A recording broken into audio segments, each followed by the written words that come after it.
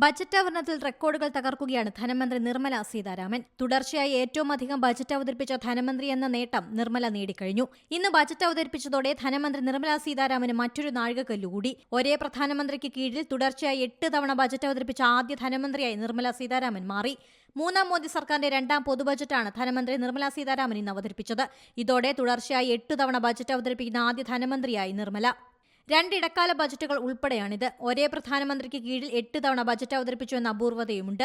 വിവിധ മന്ത്രിസഭകളിലായി മൊറാർജി ദേശായി 10 തവണ ബജറ്റ് അവതരിപ്പിച്ചിട്ടുണ്ട്. പി ചിദംബരം 9 തവണയും പ്രണബ് മുഖർജി 8 പ്രാവശ്യവും ബജറ്റ് അവതരിപ്പിച്ചു. തുടർച്ചയായി അല്ലാതെയായിരുന്നു അത്.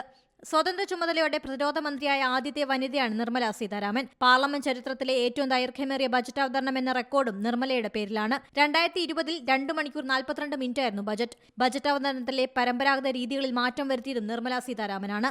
ബജറ്റ് രേഖകൾ ബ്രീഫ് കേസിൽ കൊണ്ടുവരുന്ന രീതി മാറ്റി. 2019-ൽ ചുവന്ന തുണിയിൽ പൊതിഞ്ഞാണ് ബജറ്റ് രേഖകൾ കൊണ്ടുവന്നത്.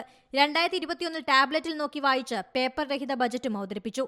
ഡൽഹി ജവഹർലാൽ നെഹ്റു സർവകലാശാലയിൽ നിന്ന് സാമ്പത്തിക ശാസ്ത്രത്തിൽ ബിരുദാനന്ദ ബിരുദം നേടിയിട്ടുള്ള ധനമന്ത്രി കൂടിയാണ് നിർമ്മല സീതാരാമൻ.